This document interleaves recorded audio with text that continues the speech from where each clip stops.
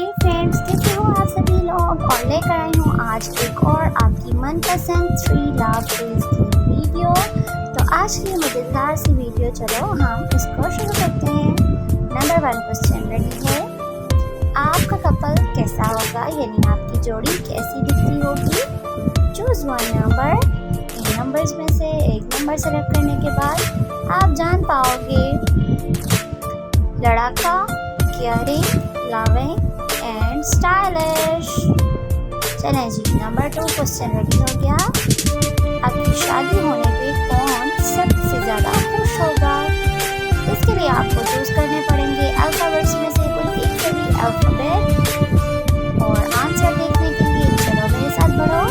आपके पेरेंट्स, आप दोनों को, आपकी बहन भाई या फिर आपके फ्रेंड्स।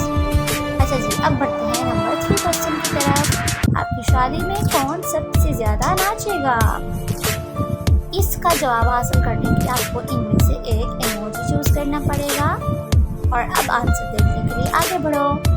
आपकी बुआ या मौसी, दुल्हा दुल्हन और हर कोई जो भी शादी में आएगा। तो फ्रेंड्स, इंटरेस्टिंग सी वीडियो आपको कैसी लगी कमेंट में ज़रूर बताना। Thanks for watching. Thumbs up दे देना वीडियो को और शेयर भी कर देना।